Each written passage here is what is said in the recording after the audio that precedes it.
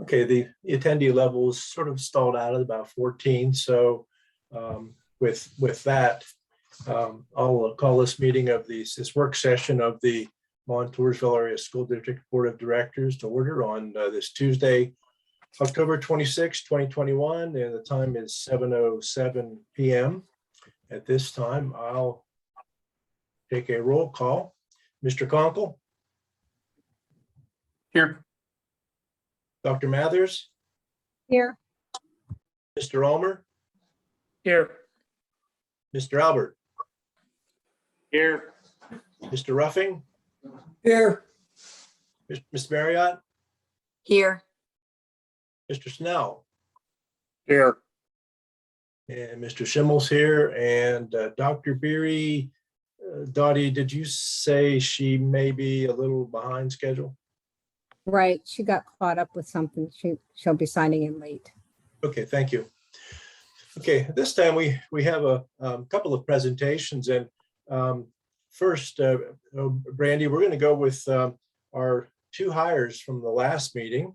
We have with us as attendees Jessica Cover, our new science teacher, and also Hillary Della Penta, our new math teacher, and they are in the attendee list.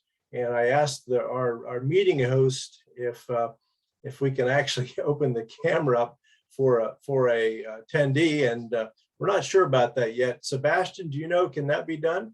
Can a attendee actually log on into the video? Yeah, I believe so. We'll just promote them to a panelist and allow them to present just like we would normally do. Okay, so Hillary and Jessica, you're taking a step up. We're going to promote you to panelists. And with that, you can turn your cameras on. And Jessica, first we'll go with you and tell us about yourself and I guess why you wanted to be a teacher, I guess, and the subject matter you plan to teach. Can you hear me? Sure. I'm not sure how to turn on my camera from here. But if you can hear me, then I guess I can at least tell you a little bit about myself. We can hear you well, so go ahead. There we go. There we go. Awesome. Hello, everybody. Hi. Awesome.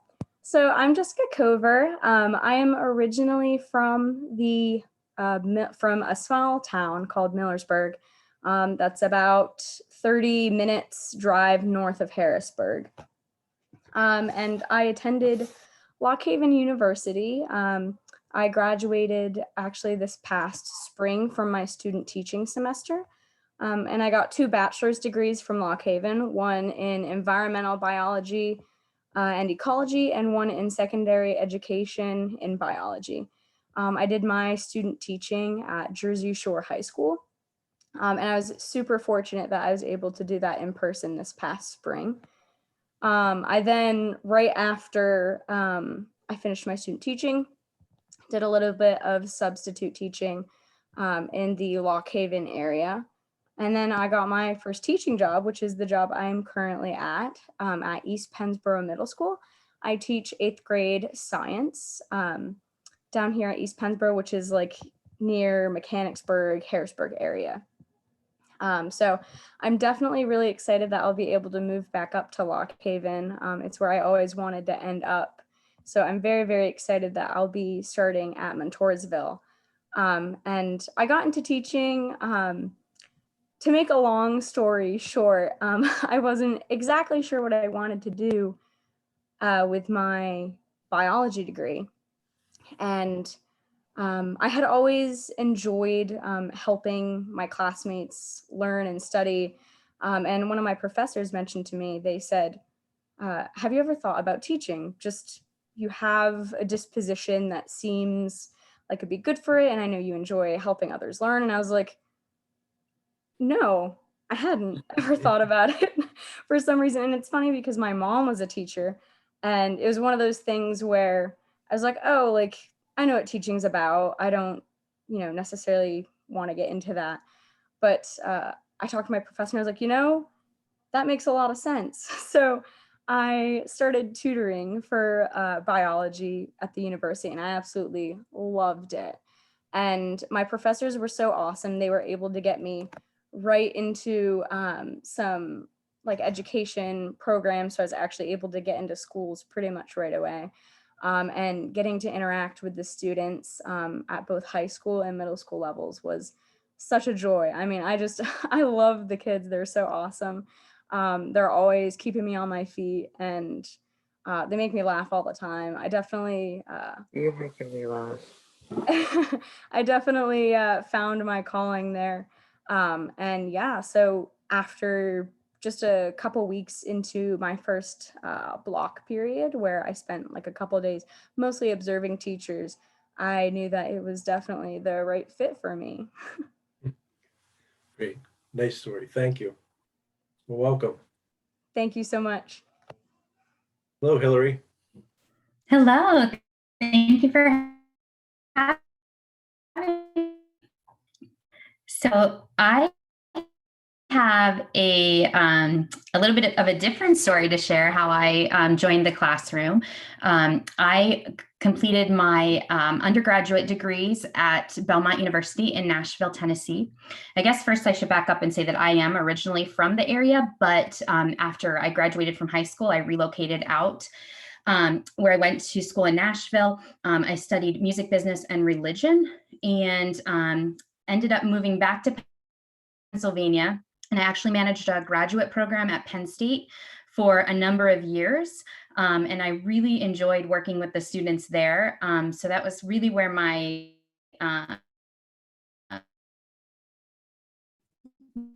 joy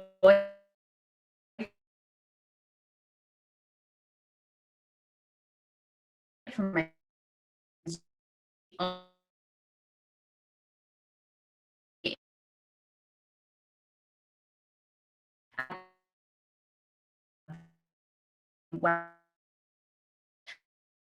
I gained teaching experience while I was there.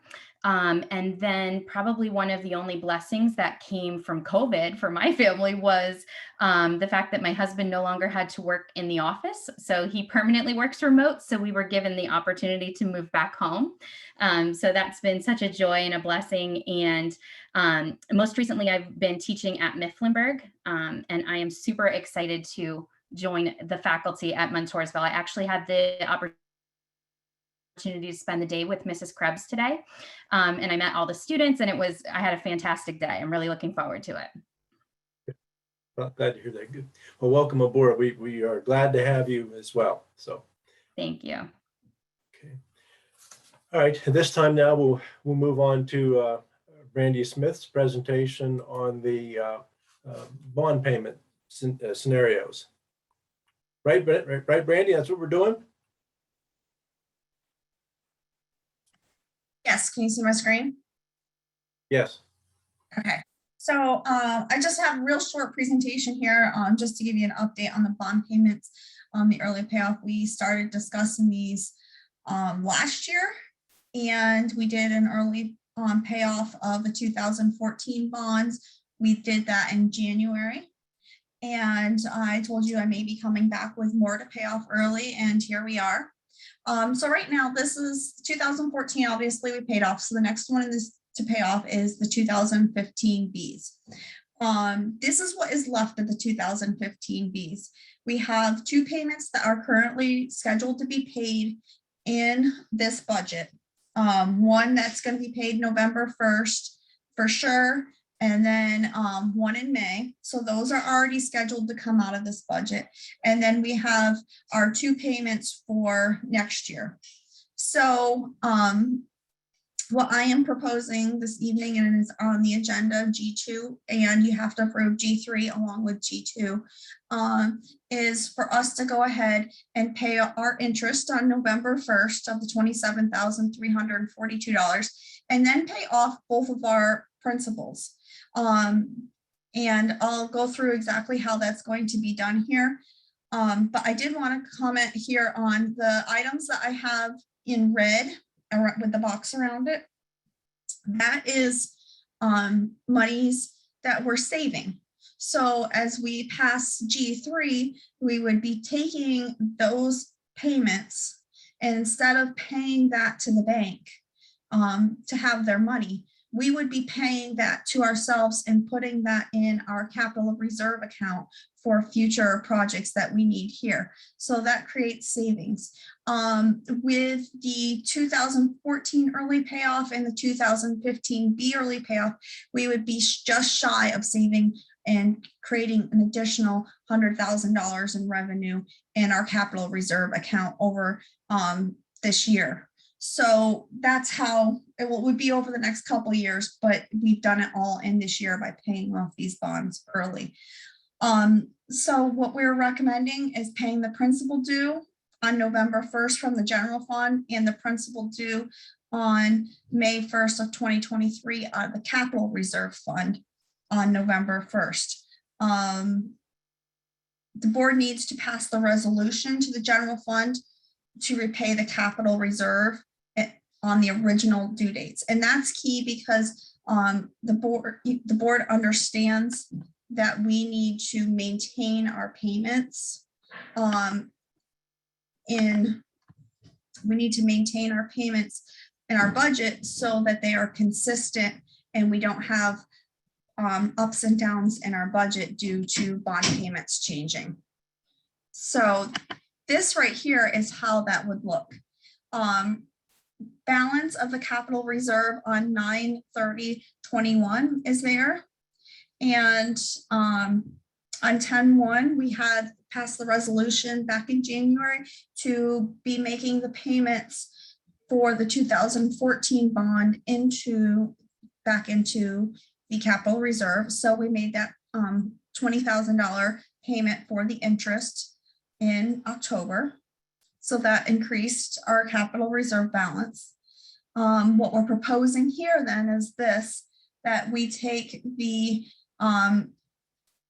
2015 principal payment for the payment that would be made in 22-23 out of the capital reserve, which does bring us just shy down to 1.9 million, which is a little bit low. But if you look here, then with the next 5 and 6 months, we have that back up to 3.1 million.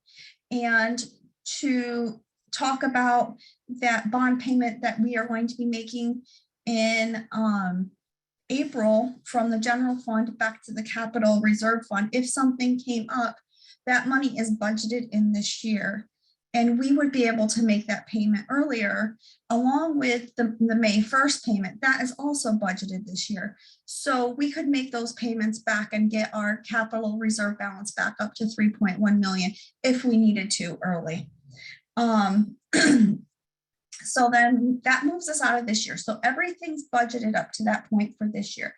Then next year, all this stuff would be in my budget because we need to level fund our debt payments and maintain that consistent payment, which is very important to maintaining our budget and continuing with any projects our district may need. So in the following 22-23 school year, we would have the October payment, interest payment from the bond. In November, that was from the 14 bond. In November, we would do the 15 bond payment interest. And we would do the principal payments for the 14 and 15 in April and in May, which then all of our debt would be paid back from the general fund to the capital reserve fund, which would leave us just over $5 million. And of course, I just put a little disclosure on here that it does not include any capital purchases or projects that the board may approve between now and the end of 23. The items in red are the 22-23 payments that we would be making. If we had a project that we were starting in the 22-23 school year and we thought we were going to need this capital reserve account, those monies would be budgeted. So we could pass a resolution that money could be immediately repaid from the general fund to the capital reserve account. The reason why we keep it the same dates, it just works and it keeps our cash flow moving the same. We do have a healthy fund balance, so it would not be a problem to move those monies over to the capital reserve if we did need them prior to May 1st of 2023. So why do we do this? The main reason I look at it is we're saving ourselves money. The interest payments are being paid to our capital reserve fund, not to the bank. So the 2015 B will create an additional $57,288 of additional revenue into that capital reserve fund, which we can use for other projects and other needs in our district. By paying off our bonds early, we can get a better rating. We used to have an A+, then we were dropped down to an A. I would like to get us back up to that A+ rating. This still leaves money in the capital reserve fund to complete projects when we need them. So, and then that's basically the end of the presentation. I just wanted to leave you with, this is our outstanding debt after we pay the 2015 B bond off. So we still do have 3 other bonds out there that we have. And I also listed when they are callable so that we could pay some of that debt off early also. Any questions on this? Brandy, could you go back to the second page of your? Yes. So what you're saying, what you were saying here is on October 1st of next year, if we would need more than the $3,118 for, or $111 for the for a project, we could actually pay back the capital reserve fund to bring the balance up to the 5 million mark? Correct. We could do that anytime in the 23-20 or the 22-23 school year because it is budgeted and we have a healthy fund balance to do that. Okay, and now could you go to the last page?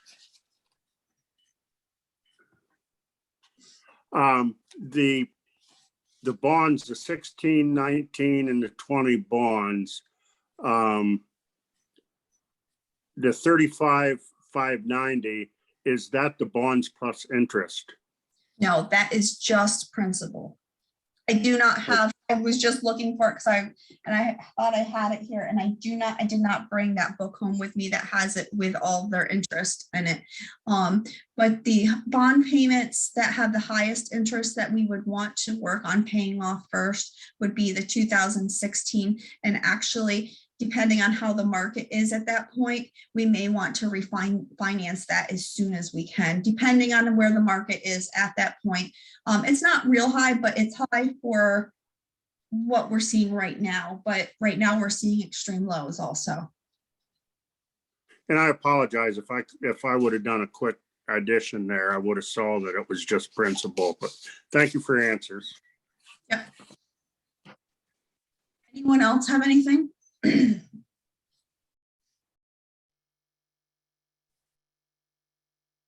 Brandy, you say that G2 and G3 really they're married. They're separate items, but they need to go together. Yes. The reason being is my opinion is it's very important that we make sure these payments are made back to the capital reserve account. It's critical for the future of our district in any future projects we may have. And we just need to keep the budget to where we don't have ups and downs in it.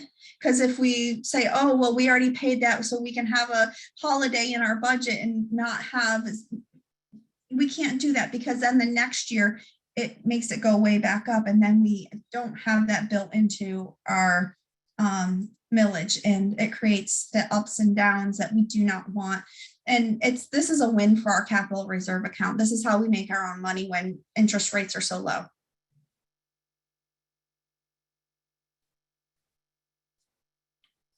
No further questions. I will stop sharing and let us move on with the meeting. Thank you, Brandy. Thank you. Okay, at this time in the meeting now, it's time for public comment. Residents and taxpayers may comment on any matters of concern in the district, any official action or any deliberation before the board. Each member of the public will be provided one unpaused 3-minute time frame to speak to the board. So, and when you when they open the window for you to speak, let us know who you are and where you live, and then we'll start the clock then.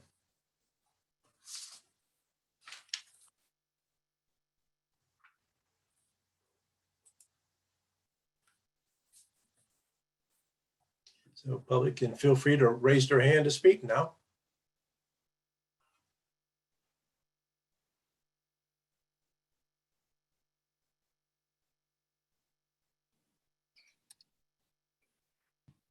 Hello, this is Dan Masello up on Weldon. Do you hear me?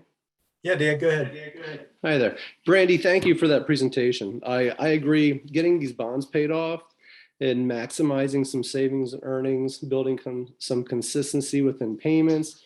I think there's some good future thinking, especially with some of the projects that the district faces over the next couple of years here at the elementary schools. I wanted to take a moment and just address the current position that's out there for assistant superintendent. What I'm seeing is that the district's looking to hire someone that's needed to see curriculum alignment, K-12, and also work in conjunction with the superintendent on communication to the community and community outreach using all tools they have at their disposal. When looking at these two positions combined, taxpayers will be paying close to $250,000 for two people that have some shared responsibilities. There needs to be a defined amount of time to the new position that will be devoted to the role as curriculum director and role as communications. That is basically what I have for this evening. I appreciate your time. Thank you, Dan.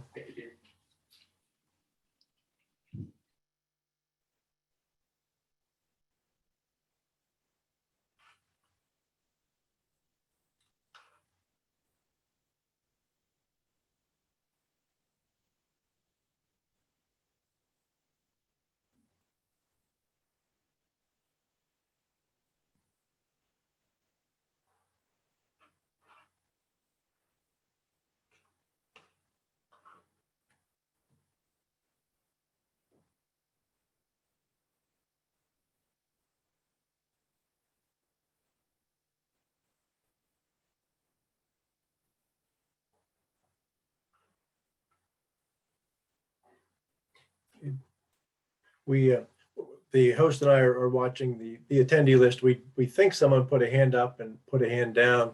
We've heard that there might be some glitches, and just want to assure the public that we have eyes on the attendee list, and this is technology. We know that things can happen, but we're trying to be as diligent as we can to allow everybody who has their hand up to have that opportunity to speak. So.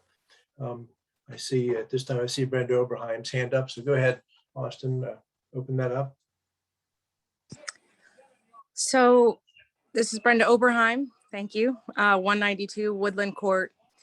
I think that people do get discouraged from giving public comment when you don't listen to what they say. And I think a lot of people did not want an assistant superintendent, and you didn't listen to that. They don't want masks on their kids, and you didn't listen to that. And they don't want Zoom meetings, and you don't listen to that. So maybe that has a lot to do with people not commenting. Thank you. Thank you.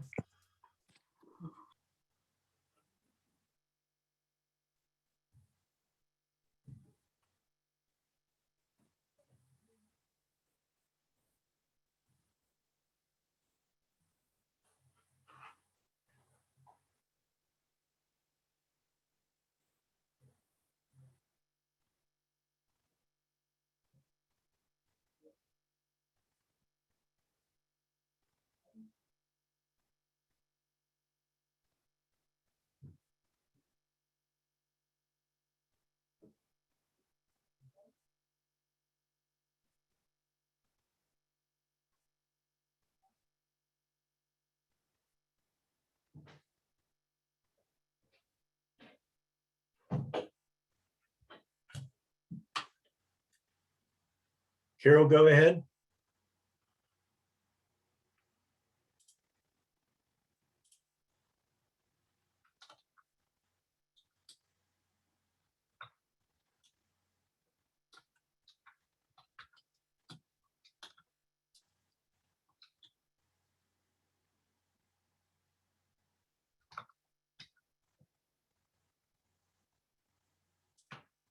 Carol, can you hear me? I see your mic is open, so you're available to speak if you'd like.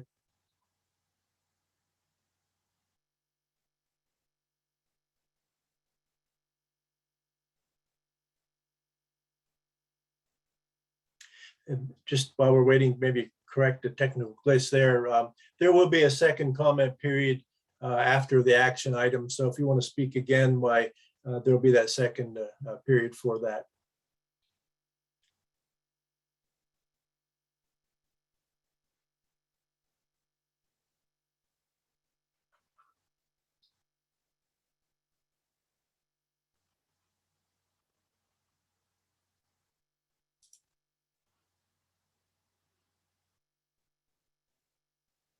Well, I'm not seeing that mic now is muted for Carol.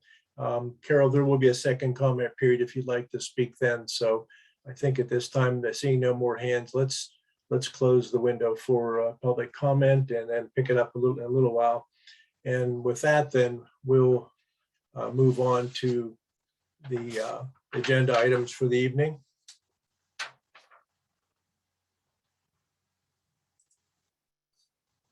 Okay, the first item on the agenda is G1 is for the approval of a collective bargaining agreement between the Montoursville Area School District and the Montoursville Area Education Association, effective July 1, 2022 to June 30, 2027.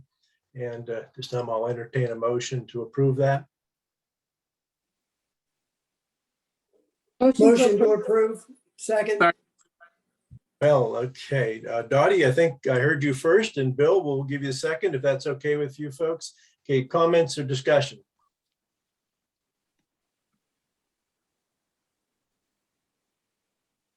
I have a comment to make there, Mr. Schimmel. Yes, sir.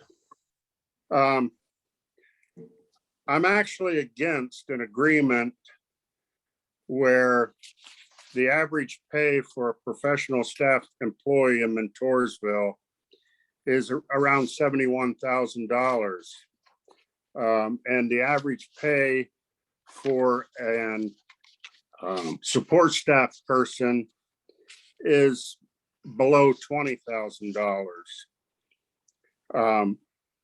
My point I'm trying to make is for the professional staff to only pay $130 a year towards their insurance for a single professional staff and $390 a year for a professional staff member on the family plan. That is the same that support staff members are required to pay the same amount. And that equates to $5 every 2 weeks for a single professional staff member and $15 every 2 weeks for a professional staff member.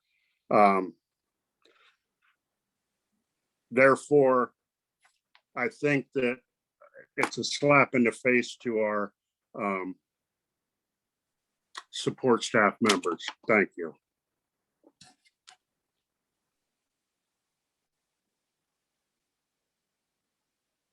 Any other questions or comment? Okay, hearing none then, all in favor of G1, say aye. Aye. Aye. Aye. Opposed? Opposed? Ayes have it. And I'm Moving on to- abstaining, Dave. Okay. I abstain. Okay. So moving on to G1 and G2 and G3. G2 approval to authorize administration to work with the bond underwriter, bank, and paying agent to call for early redemption of the Series 2015 B bonds in the amount principal plus interest of $2,540,342 being paid from general fund and capital reserve fund. And then G3 combined with it, because as we understand, they really necessarily have to belong together. Approval of a resolution to repay capital reserve fund for early redemption of the Series 2015 bond. So a motion to approve G2 and G3. Move to approve. Second. Any additional questions for Brandy or anything? Anything come to mind? Okay. All right, then in that case, all in favor, say aye. Aye. Aye. Opposed? Ayes have it. And moving on to personnel, P1, approval of an addition to the sports staff substitute list for the 2021-2022 school year for Vicky Eberhardt as a paraprofessional substitute. Do we have a motion to approve that? Motion to Move approve. A motion by Scott, second by, Second. okay, thank you, Ron. Any questions? Okay. All in favor, say aye. Aye. Aye. Aye. Aye. Opposed? Ayes have it. Then P2, approval of the following additions to the guest teacher substitute list for 2021-2022.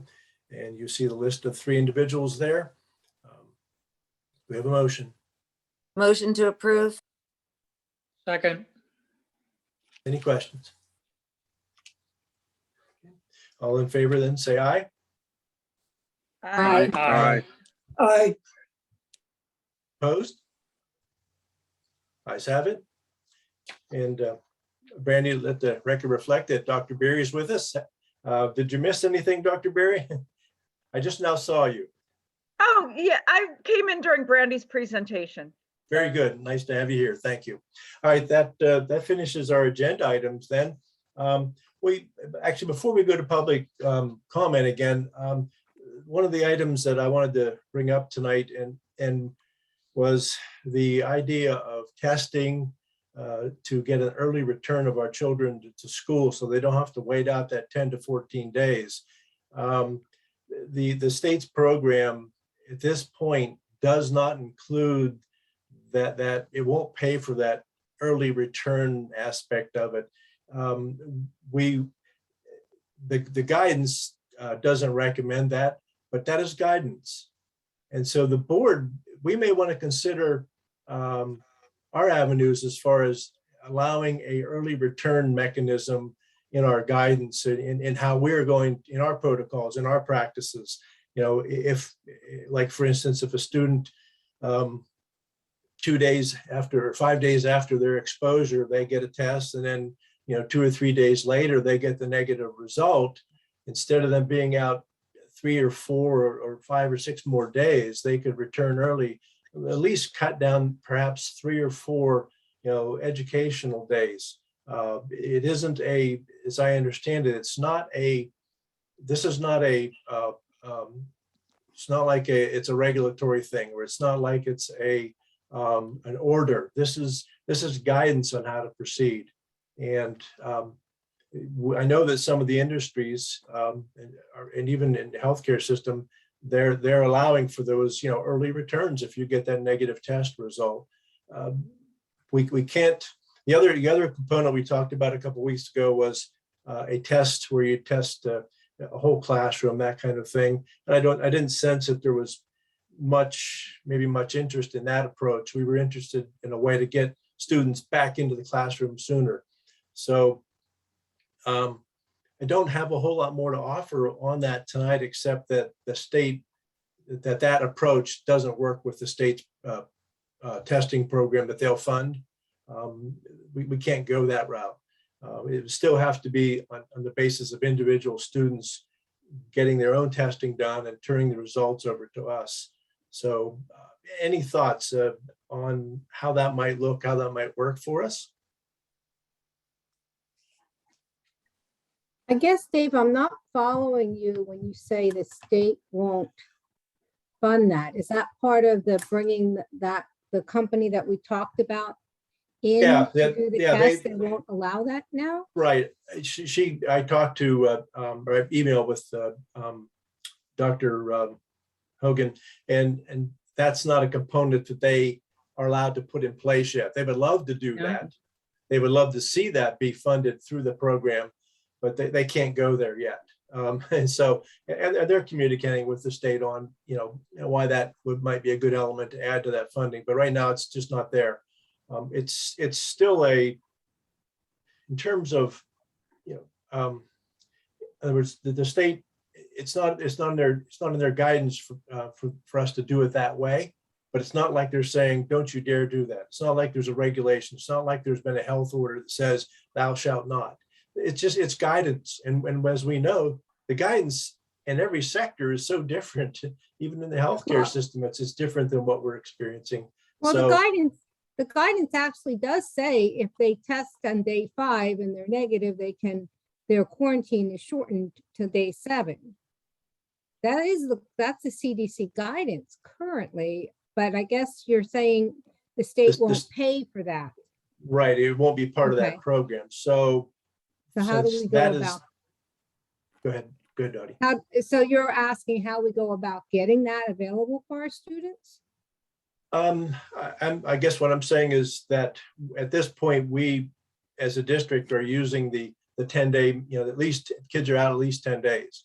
And what the right, I guess, protocol, what do we need to change the health and safety plan to, what do we need to do to basically give the green light to administration to actually be able to implement this approach?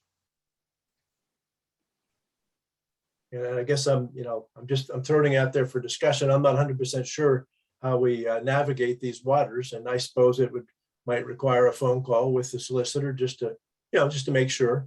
But let me put it to you this way. I'm going to continue to pursue this with the superintendent and see how we can make this work. Does that seem suitable to you folks? And I'll keep you up to date on what I'm finding out.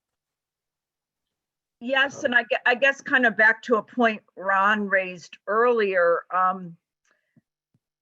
are COVID tests free or not? Like, I wouldn't want it to create an issue with, people who can afford to get tested. So I'm not sure if the district would have any, even though that program we talked to isn't paying for it. I'm not sure if there would be any way, but I would kind of hate that if people who could afford to get a test and be negative could come back, where people who couldn't were stuck the full 10 days. So I'm not sure if we have any leeway with ESSER's funding or anything.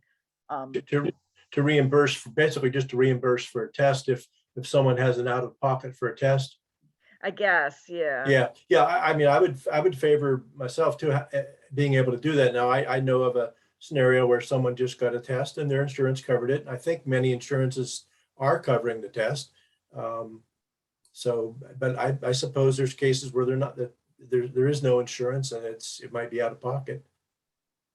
Or I wonder, like, if the access card is covering it, and that I would just want to see equity across economics for that option. Okay, yeah, same sentiment too. All right, well, I'll continue to work with the superintendent on just trying to implement this, and I'll have something for you at the next meeting in terms of what it could look like. Or prior to that, if we can just simply do it, I'll be emailing you to. If it doesn't take action, I'll work. If it's just a matter of a change in practice by administration, if it's that simple, why I'll let you know how that goes. So, all right. Is there any other items, board? Go ahead. Good, Danny. Yeah, it's just as important for these kids to be in school. So, the state should be, doing something for these kids to get back in there as soon as they can. So I don't know what avenues we can take to get the state to do something about it. I mean, they certainly don't have no problem putting the mandates out there and what we got to do. But then when it comes time to helping these kids out to get back in school as soon as they can, they're nowhere to be found. So typical. Yeah, another thing that I've been following is there's a couple school districts working with the CDC on a test to stay program. Again, it's not approved by Pennsylvania Department of Health, but it would allow your asymptomatic students to test in the morning with a rapid test and go to school that day. I'm hopeful. There's been other states that have used that. So, you know, David, anything we can do to try to maybe even be part of that pilot program. If they A would, test to stay. I hadn't Yeah. thought of that. That's, yes, that would be excellent. Yes. that could help the asymptomatic students. I like that. Okay, great. I'll work with the superintendent. We'll see if we can have something, ready to let you look at by the next meeting. And again, if we can just begin to implement it without, a policy change or just a matter of a practice, I'll let you know that administration is going to be going this way with this change in action. So, all right. Any other items for discussion that we should be preparing for, maybe for next meeting? Hey, Dave. Yes. I just want to throw out there, Memorial Garden cleanup will be the 6th of November at 9 a.m. So just. Okay. 6th of November, 9 a.m. Okay. And we'll also be, I talked to Brandy, we will have a short presentation of upcoming improvements to the site. So Mr. Weaver, myself, and Mayor Bagwell will be doing a presentation at the beginning of the next meeting, very short presentation. Great. Thank Excellent. you. Thank you. And Dave, the boys soccer team made it back into the playoffs for the first time like in 6 years. So Great. Keep an eye out for that. That's pretty cool to see that they get their first playoff game tomorrow night and against Lowell Sock, and it's kind of cool to see them finally make back into the playoffs. So Yeah, good deal. Okay. At this time, we'll open the chat room or whatever it's called for public comment again.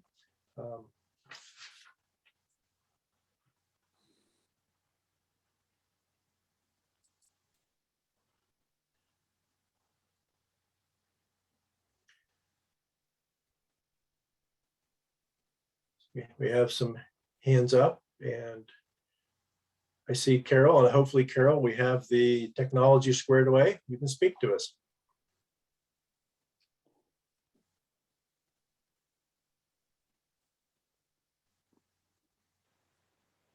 So I'm on the phone now. Can you hear me? Yes, we can. Oh, goody. So good evening, folks. I want to address an issue that I'm nearly Carol, positive is going. Carol, your name and you live where? What'd you say? Oh, I'm sorry. Carol Johnson, 148 Hampton Way, Montoursville, PA. My children went to Montoursville. And just to give you a little bit, which if you remember from before, perhaps, I speak with a little bit of experience in critical care. My personality and my approach to my patients and their care was always to question everything and ask and figure out why. Why was this patient becoming ill, and et cetera, et cetera. So I come with a little bit of experience. I'm not the total expert, but I am going to address the 5 to 11-year-old vaccines. I listened, and I have read others, to a man named Dr. Harvey Risch, R-I-S-C-H, an epidemiologist at Yale, known worldwide. His study, which he has done, survey, I should say, and from 90 studies, is that the risk-benefit ratio, the hazards of the vaccine in these children, is much greater than the illness. I speak also from a Daily Wire October 20th article from the CDC that said, since January of 2020, less than 450 children between the ages of 5 and 18 have died from COVID-19, according to the provisional data from the CDC. That is a 0 to 0.3% death rate of infected children. And of those 450, half have died with COVID rather than from COVID. So the numbers are small and are comparably less than the flu, and not numbers that validate vaccinating the entire population. I'm talking about adults also. The natural immunity, which I've also heard from before, is 20% greater, more effective than the vaccine immunity. And those are where the studies, recent studies show that. 90 studies are showing that. So the hazards even of people who have natural immunity and get the vaccine might benefit a little, but the hazards of those people are higher than average than the person getting the vax, and 6 studies show that. He addressed the fact that there are children who probably should have it, the chronically ill, asthma, diabetics, obesity, and respiratory diseases. So he's not totally against all of it for children. But in with all of that is the suppression of early treatment and the bottom line of between pharmaceutical companies and congressional or people that were on the FDA who are now working for the pharmaceuticals creates a big problem with them being pretty, what do I want to say, neutral about the whole thing. So he in fact suggests that people pull their kids from school and do homeschooling because the risk is not worth it. Hello? Yeah, that's 3 minutes, Carol. If you'd wrap it up, please. Thank you. Yeah, so anyway, there's a lot more stats, 700,000 if they would have been treated with meds like ivermectin and hydroxychloroquine. 80 to 85% of people in the United States out of those 700,000 deaths would have been saved.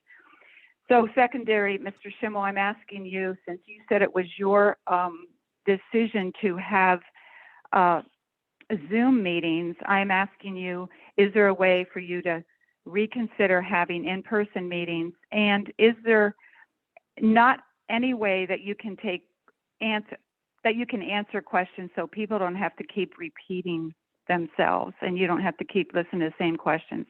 Can you not give answers from the board at times? And the last thing, Mr. Schimmel, is do you know if Montoursville Area School District is considering the $100,000 federal monies for schools that agree to have programs for vaccinations? But I guess you can't answer that. It would be nice to hear, though. Okay. Are you there yet? Did you hear me? We're here. Okay. We're here. Thank you. Okay. Thanks. Thanks for considering all that. Bye. I am not aware of anything regarding a $100,000 program. I rather doubt we are pursuing anything like that.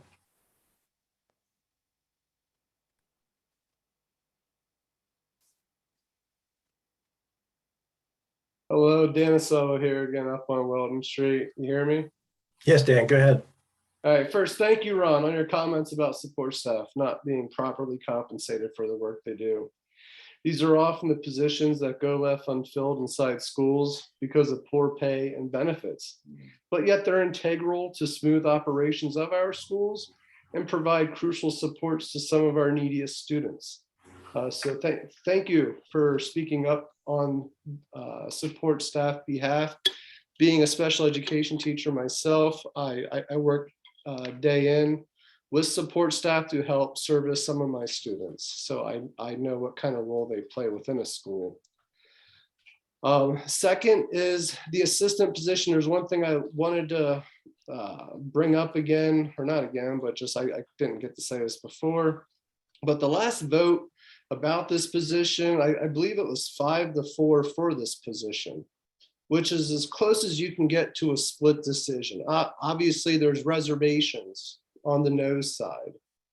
What I would ask is, obviously, we're not going to get rid of this position, but I would like to ask the board to hold off on approving the hire of any candidates for the assistant superintendent position until a new school board has been seated in December.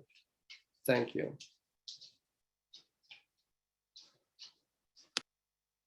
Yeah. the employment ad for that position is running through November 30th. The expectation is that hire wouldn't occur till next year.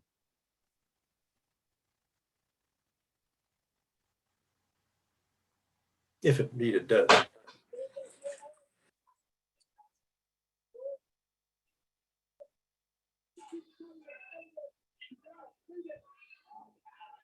Hello? Yes, Brenda go ahead. Oberheim? Okay, Brenda Oberheim, 192 Woodland Court. Mrs. Mathers was speaking of, hold on one second. Eli, can you turn the TV down for me, please? So she was speaking about a testing program, and I just want to make sure that she wasn't trying to get the testing at school put in. I don't want kids, wanting to get tests and getting back into school, and have her use that as a reason to get testing into the school. We don't want to bring, any medical procedures like that to our school, because that does open the door for things like vaccines and stuff like that. So I just wanted to make sure that the testing, and you were talking about testing and programs, and she seemed to be excited about a program maybe that another state had, or this or that. So I just wanted to make sure that you guys stuck with the health and safety plan and had no testing on school grounds. My other question is, why is Mrs. Basin not in school board meetings anymore? And I think that's it. Thank you.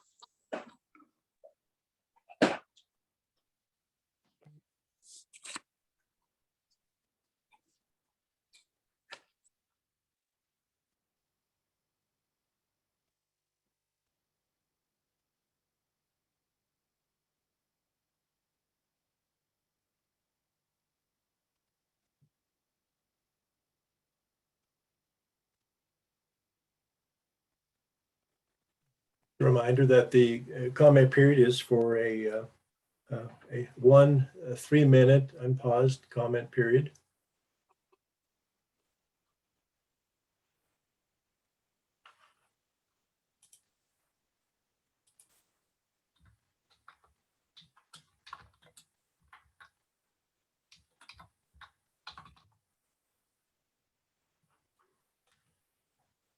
Okay. Seeing no new hands raised at this time now, we'll close the comment section.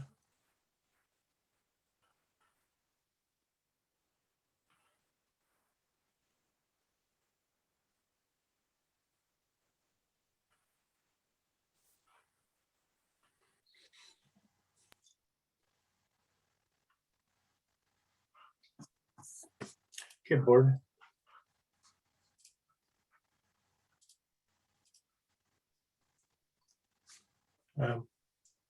I glitched there for a second. I thought I actually closed my window for the whole meeting. So, all right, any closing thoughts? And just a clarification, the test to stay, Dr. Mathers mentioned, was a means to get kids so they don't have to leave school. They don't get stuck in a quarantine. They'd be tested every morning. It's a pilot program to have a child avoid missing 10 minutes or 10 days of school would be excellent if we could approach something like that. So, board, if there's no other items that you want to have, ready for next meeting, why I'll entertain a motion to adjourn. Hold on. Oh, go ahead, Hold Ron. on. I would just like to also bring up that we need to get back to in-person meetings, Dave. I would like that. And once the mask, unless the board votes otherwise, and once the mask mandate is lifted, we will be back in person. Well, or are people willing to mask in in-person meetings? I mean, I know we don't like it, but right now that's the law. So Here's the thing, Sue. We went to Zoom with an assumption by our board president that people wouldn't come masked. So that is my concern. People want to be in person. They want to be able to face us board members. And I agree with you, Ron, but I have to tell you, I've had people tell me they will not mask. They want to come in person and they would refuse to mask. So it wasn't an assumption that Dave said, and that was just told to me 2 weeks ago. So it's not an illogical assumption. If that's the case, then they don't go into meeting. It's that simple. So just go in person. Let's roll the dice, see what happens. I don't want to wear a mask when I go sit in the building, but I'm going to do it. The only reason that I will do it is because because that's what I'm going to do as a board member and what I'm going to do for the community. Not because I agree with it, but I'll go sit wherever I got to sit with a mask on for this board meeting. It doesn't matter to me one way or another. So if somebody wants to show up and not put a mask on, then they don't come in the meeting. It's that simple. Yeah, I agree with you, Danny, but I guess I worry about if that's going to create a level of conflict. But again, if people are willing to advocate and understand that you don't come inside if you're not masked. Aren't you creating a conflict by not having an in-person meeting? I just want to say, I agree with you, Danny. But I just want to say that I don't think the people in our district are any different than the people in every other district in Lycoming County, and they're having in-person meetings. Well, the problem is when folks are unmasked, and it has to be dealt with. I'm not going to create that kind of a conflict and that kind of, frankly, an embarrassment for our district. I would rather be, I guess, criticized for having virtual meetings than for having to have somebody removed from a meeting. I'm not going to do that to our people. They can Dave, join us here virtually. So there will be people on. They laughed at you last May when you asked them. They let me laughed just at say you. one thing, Dave. Just let me say one thing. Go ahead. You said that is your decision unless the board votes to reverse that decision. Let's take the vote. Yeah. Well, okay. You want that on the agenda for next meeting? I certainly do. Please. Okay, we'll get that on the agenda. Board, any other comments or? By the way, Bill Ruffing, I know you won't be at the next meeting unless you want to call in from that beautiful location, but thank you for your 8 years of service, Bill. Appreciate everything you've done. Thank you, Bill. Thank you, Bill. Hey, yep. Thanks, Thank Mike. you, Dave. It's had its ups and downs. Oh, wait a minute. I'm not muted. Yeah, it's had its ups and downs. It's been fun. Thanks. All right, entertain a motion to adjourn. Motion to adjourn. Second. All in favor, say aye. Aye. Aye. Aye. Opposed? Ayes have it. Good night, folks.